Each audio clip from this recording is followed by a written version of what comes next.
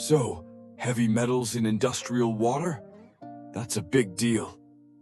But don't worry, there are effective wastewater treatment techniques to tackle this. First up, we have chemical precipitation.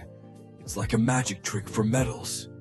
We add chemicals that react with the metals, forming solid particles that settle out. Next, there's ion exchange, which swaps out harmful metals for harmless ones. It's like trading in your old car for a shiny new model. Then we have membrane filtration, a high-tech solution that separates contaminants from water. And let's not forget about bioremediation, using nature to clean up our mess. Microbes break down heavy metals, making water safer for everyone. These techniques are crucial for protecting our environment and health. So let's keep our water clean and our future bright. Heavy metals in industrial water sound like a boring problem? Until you remember they don't biodegrade, they bioaccumulate. Think lead, cadmium, mercury, chromium, arsenic, tiny amounts. Big consequences for brains, kidneys, and ecosystems. The good news? There's a toolkit to kick them out of water. Let me give you the cheat sheet. If I could show you one trick to turn murky, metal-laced water into something safe enough to discharge, would you give me 3 minutes? Cool. Metals aren't like oil or dyes. You can't just oxidize them away.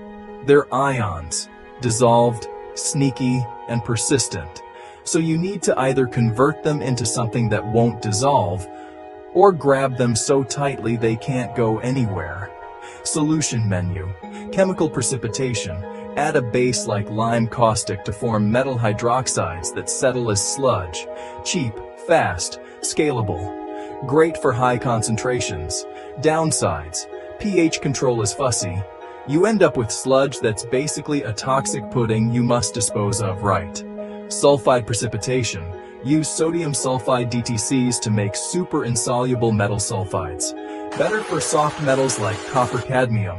Smelly reagents, but the solids are more stable.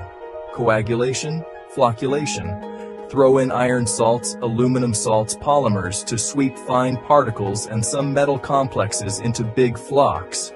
It's the helper step, often after precipitation, to polish turbidity and carry trace metals out.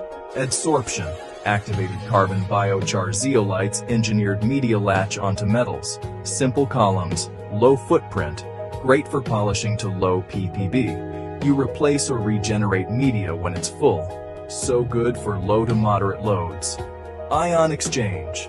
Think of it like metal magnet beads. Resins swap harmless ions for metal ions. Precision tool for low concentrations. Selective resins can chase chromium like arsenic. Needs periodic regeneration and brine handling. Membranes. Nanofiltration, reverse osmosis, push water through super tiny pores.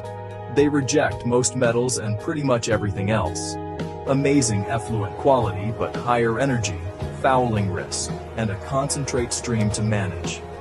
Electro methods. Electrocoagulation creates coagulant right in the water. Electrodeposition plates metals onto a cathode. Great when you want less chemical handling or to recover valuable metals like copper, nickel. Biosorption, phyto. Using algae, fungi, plant-based materials to bind metals. Sustainable, good for polishing, but slower and more variable.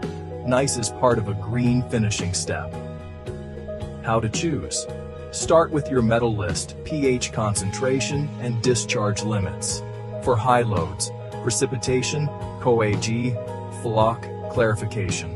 For tight limits, add adsorption or ion exchange. For ultra clean or mixed contaminants, membranes, with a plan for concentrate.